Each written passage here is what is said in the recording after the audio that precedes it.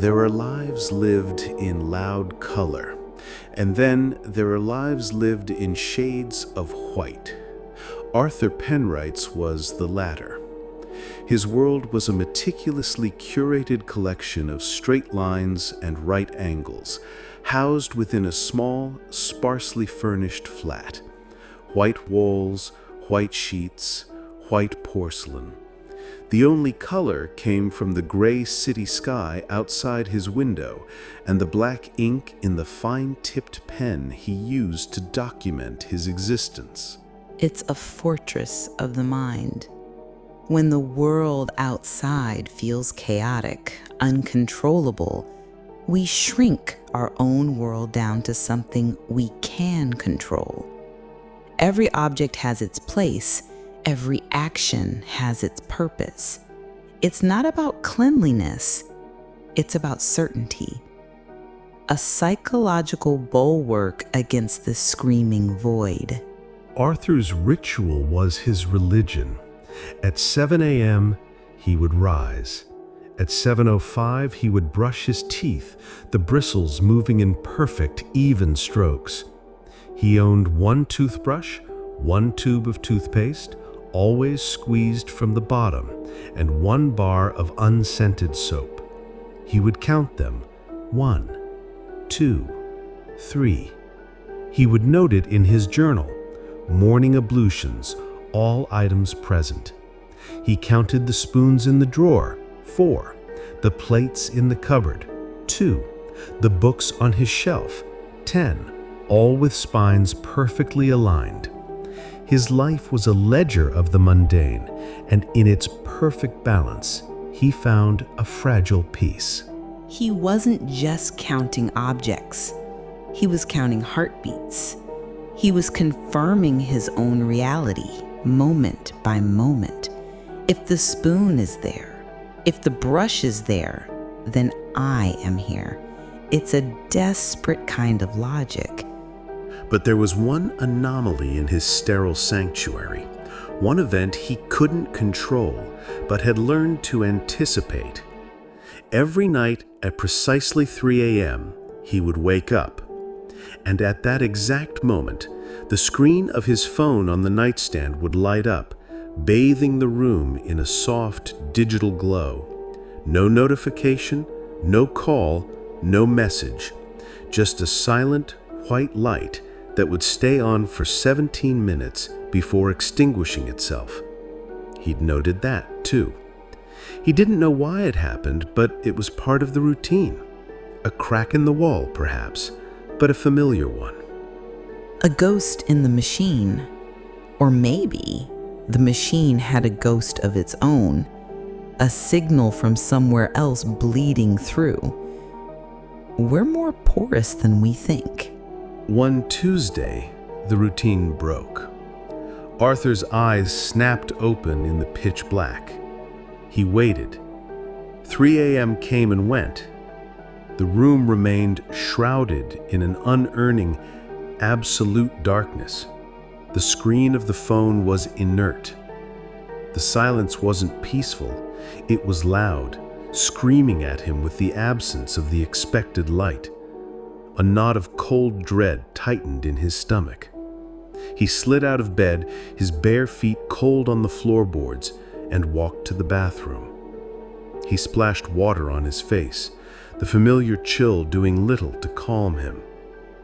He stayed there for a long time, just breathing, before finally stepping back out. Just outside the vanity was a small vanity, a mirror over a basin and a plastic rack screwed to the wall. He glanced at his reflection, a pale, haunted face staring back. And then he saw it. In the rack, where his single toothbrush always sat alone, there were now 2, identical in all ways. Same brand, same color, same slight wear on the bristles. His, but duplicated. The doppelganger. The double. In folklore, seeing your own double is an omen of death.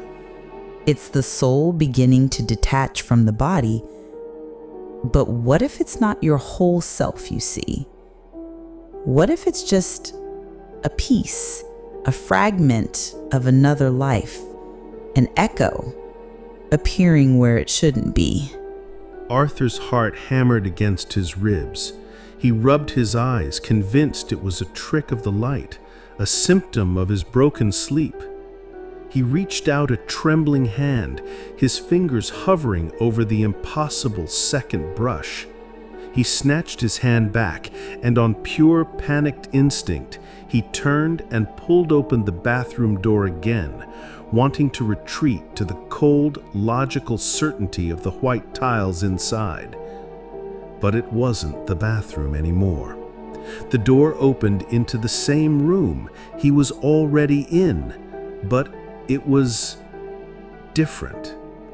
The walls weren't white, they were a warm, deep blue. The single, harsh tube light was gone, replaced by the soft, golden glow of several lamps. The room was filled with comfortable, mismatched furniture. Books were stacked on the floor. A half-empty wine glass sat on a wooden coffee table, and a jacket was slung carelessly over the back of a chair. And in that chair, across the room, sat a man. It was him, Arthur. But this Arthur was different. He wore a soft, dark sweater, not a starched white shirt. His hair was slightly messy, and he wasn't alone in his expression. He was smiling, a faint, easy smile, as he looked at something just out of sight. He looked happy. He looked real. A branch and time. A different choice made years ago. A life where the trauma that built the fortress never happened. Which one is the dream? The sterile white box? Or the warm, cluttered home? Which Arthur is the ghost? The point of view shifts. We are now the other Arthur. He's listening to soft jazz, looking towards the kitchen where the sound of running water can be heard. He calls out, "Everything all right in there, love?" A muffled, cheerful "Yep" comes back.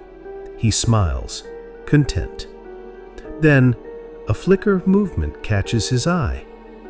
The door. The door to his bathroom is ajar, but instead of his own familiar bathroom, it opens into a stark, white, clinical-looking room. A cold draft seems to emanate from it. It's jarring, ugly, and wrong. It doesn't belong. With a sigh of annoyance, this Arthur, this whole and happy Arthur, stands up.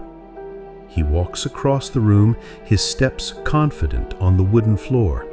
He reaches the strange white doorway, looks briefly into the sterile void beyond with a flicker of confusion, and then, with a simple, mundane motion, he shuts the door. The click of the latch is soft, but absolute.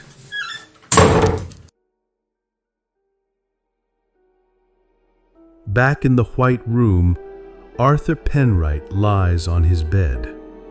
His eyes are open, staring blankly at the ceiling.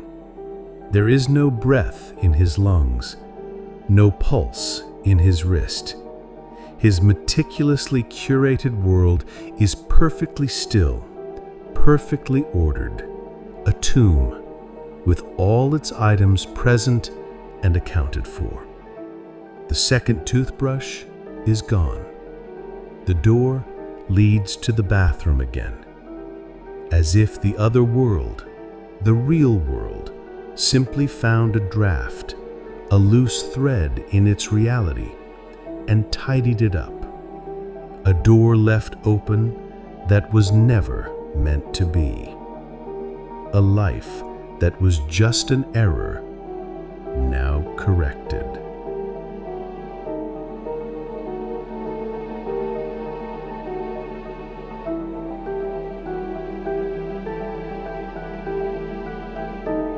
You were listening to the story, The Man in the White Room, written by T-Das, read by Gemini.